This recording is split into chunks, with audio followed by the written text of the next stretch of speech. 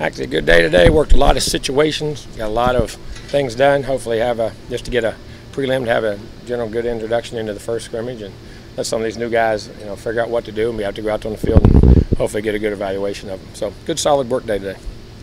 Questions? I guess so. Talk a little bit about what you've seen from your line so far, offensive line so far. Okay, solid. I mean, they're doing a solid job mixing, matching guys, moving them around. Again, they're blocking a tremendous front, I think. I think they're blocking a really good front, and they're doing a good, solid job. Have y'all got anybody that you've changed position on yet, or is it, and know that's where they're going to stay, or is it too? No, not really. They really haven't. I mean, receivers we moved to different slots like that, but some of the linemen, no, they're there. I'm trying to go through them all, make sure. Yeah, Hansford's on defense, playing linebacker and doing a good job. Athletic, can run, big body in there, moves around good. We did that so early last year. I thought about that FC. I didn't think that was a change. He'd been there in my mind already. I forgot y'all had never seen him play linebacker. I haven't ever seen him play tight end. He was hurt. So from that standpoint, right now we haven't. Speaking of tight end, you're talking about Baylor now. Can you really expect a guy to go from a really small high school play that level of competition and be able to play at a high level in college? I'm not going to say I'm going to expect it, but I'm not going to not expect it. Don't ever put limitations on somebody. Each person's different. Everybody does their own thing, and he's working very hard, very capable, learns well, and, he's got all kinds of ability. So we'll say I think he's had a really good camp so far. I've been very happy with his progress. Noticed a lot of your wideouts weren't practicing today. Is that maintenance day, or they? No, a lot of them got hamstrings, tight hamstrings, or slight pulls and hamstrings, so there ain't no sense to aggravate it, and they all should be back. Well, a hamstring can be 3 days, 4 days, 5, whatever it is, so there ain't no sense to do it, and we got a lot of spring ball left, and it's a real good chance to let some of these young guys get reps, because those guys all were sitting there were actually they're playing really well this spring. Quarterbacks don't like it.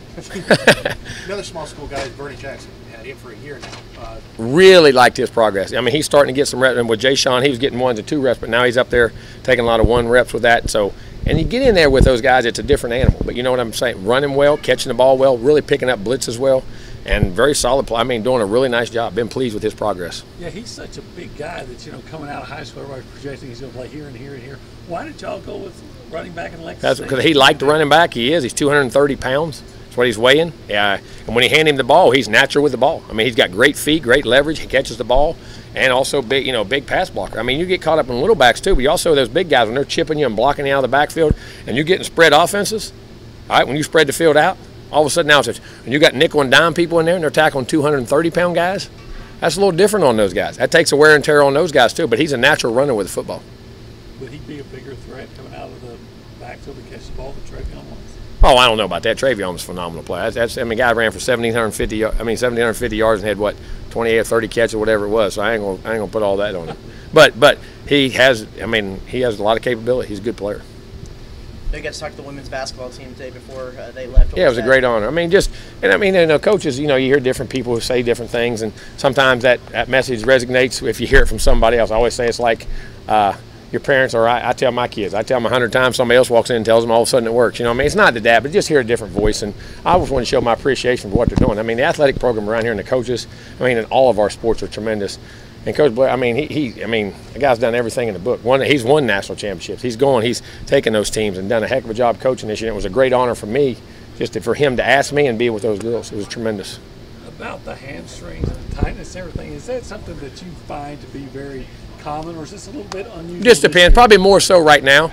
But we're also, those guys, their speeds and tenacity, the way they were running, the workloads have been very good. So, I'm not worried about it, but sometimes you just don't let them get bad so they'll heal up right. If they get chronic. None of them were really bad, so we want to stop them before they do it. And listen, our practices are strenuous, and those guys their speeds and their routes are really picking up because they understand what to do and how to do it and the nuances of it, so they're playing so much faster, and it's been impressive. I guess I was getting at, is this with those type of, even though they're minor injuries, is this just being, you sense that this is just one of those years, or no, just something you've experienced a lot? I've had it at different times. They come in spurts, and that's the other thing with the GPS for us, allows us, when we bring them back, we'll have certain workloads we know they're at, and that'll allow us to not overwork guys and speeds. And just like if you remember that one year, Dalvin, when I was at Florida State, he had one the whole year. Remember, and he ran a couple times and he pulled off, and everybody said, oh, but he was feeling it. And we managed him through the year, and he ran for 1,600 yards on a bad hamstring. I wish he'd had 2 good ones that year.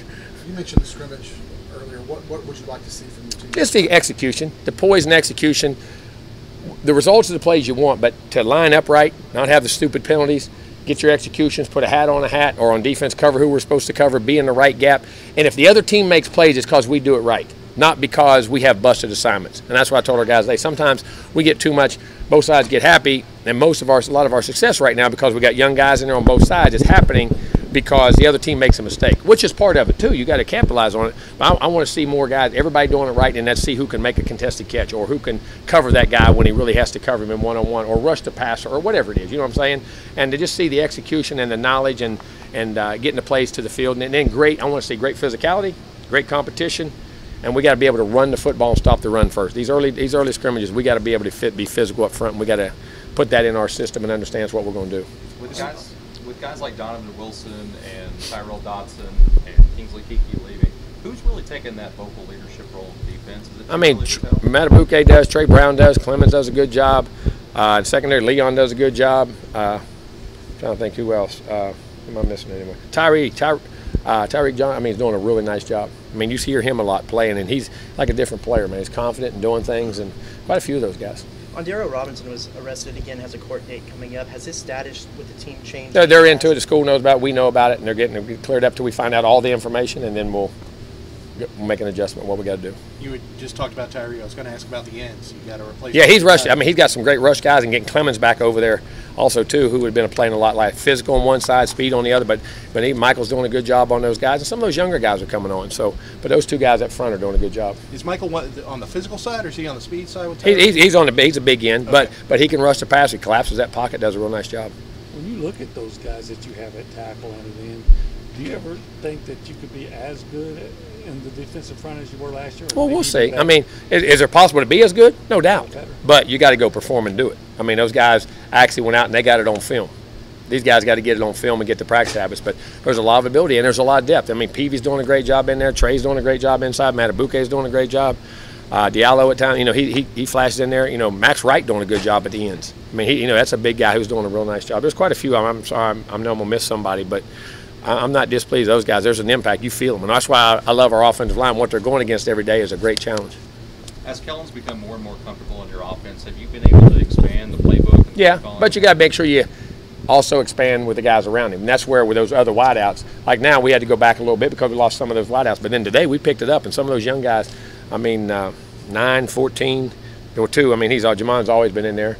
Buckley did a good job, but 9, those guys are doing a good job. So we let it loose today and did a nice job.